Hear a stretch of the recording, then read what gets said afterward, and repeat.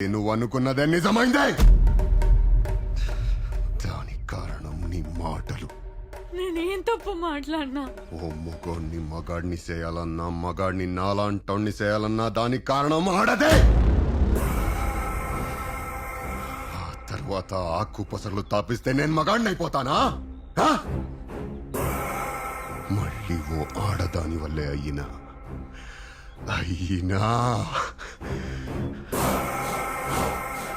మన ఇంటి ముందు మాధవి పెళ్ళైన రోజు రాత్రి 4 బయటికి పోతున్నా.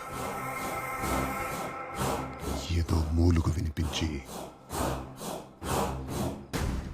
కిటికీలోంచి లోపలికి చూసిన.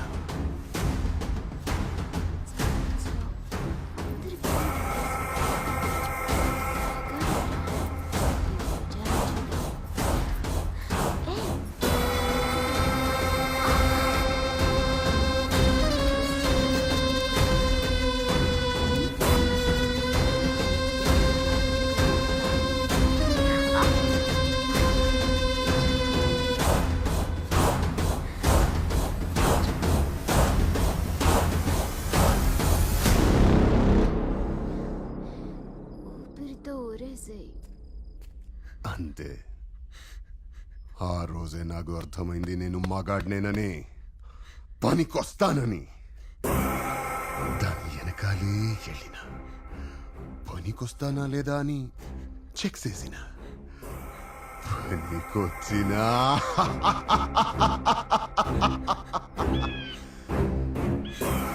పనికొచ్చినా